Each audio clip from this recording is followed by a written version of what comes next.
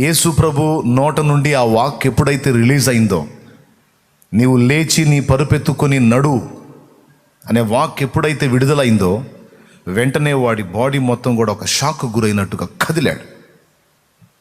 ఇంతవరకు ఎప్పుడూ జరగనటువంటి ఒక కార్యం అతని శరీరంలో జరుగుతుంది. 38 సంవత్సరాలుగా చలనం లేకుండా పడిపోయినటువంటి అతని అవయవాలు తిరిగి పని చేయటం మొదలుపెట్టాయి. కాళ్ళు కదిలిచ్చాడు, కాళ్ళు కదులుతున్నాయి. చేతులు కదిలిచ్చాడు, చేతులు కదులుతున్నాయి.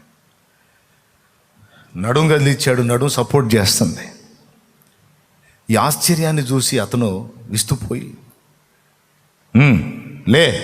లేచి నీ పరుపెత్తుకో నడవ అనగానే అతడు లేచి నిలిచి తను తాను చూసుకొని ఆశ్చర్యానికి గురై రెండో మాట ఏం చెప్పాడు? పరుపెత్తుకొని నడవమన్నాడు. ఆ పరుపు చుట్టేసుకొని నెత్తి మీద పెట్టుకున్నాడు. అది విశ్రాంతి దినం.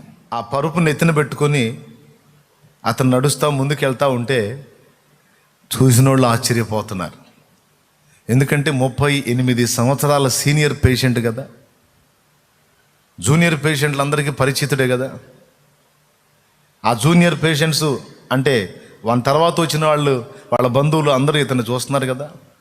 అక్కడంతా కోలాహలంగా ఉంటుంది కదా.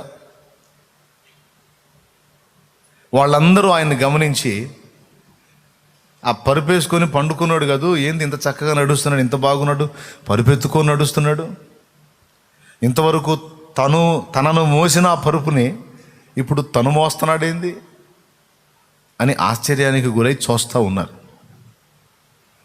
వాడి ఆనందానికి అవధుల్లేవు. 38 సంవత్సరాల నిరీక్షణ.